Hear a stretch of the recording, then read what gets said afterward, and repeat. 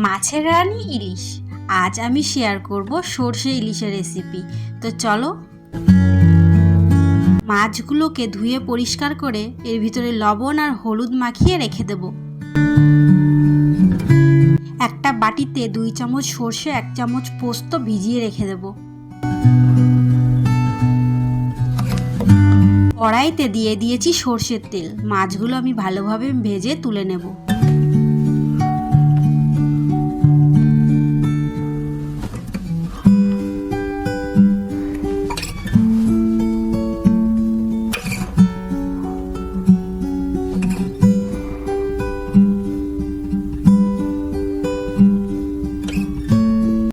ভিজিয়ে রাখা সর্ষে পোস্তটা ভালোভাবে ধুয়ে পরিষ্কার করে নিয়েছি।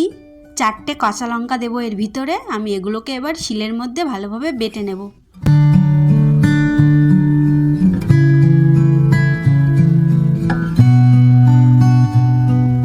সর্ষে পোস্ত বাটা হয়ে গেছে। আমি একটা বাটির ভিতরে তুলে নিচ্ছি।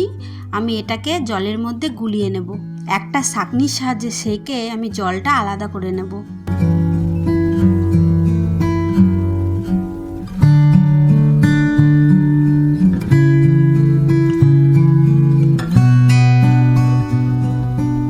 ভাজা তেলটা তুলে রেখেছি। আমি আবারও একটু সর্ষের তেল দিয়ে দিচ্ছি। এর মধ্যে ফোড়নে দিচ্ছি কালো জিরে, পরিমাণ মতো হলুদ আর লবণ দিয়ে সর্ষে পোস্ত বাটা জলটা দিয়ে দেব। ভেজে রাখা মাছগুলো দিয়ে আমি এটাকে ঢাকা দিয়ে দেব 10 মিনিটের জন্য। সর্ষে ইলিশ আমার রেডি হয়ে গেছে। আমি এবার এটাকে নামিয়ে নেব।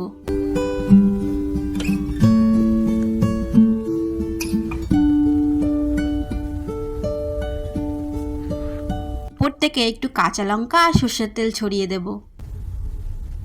সর্ষে ইলিশ রেডি। ভিডিওটা কেমন লাগলো অবশ্যই কমেন্ট করে জানিও।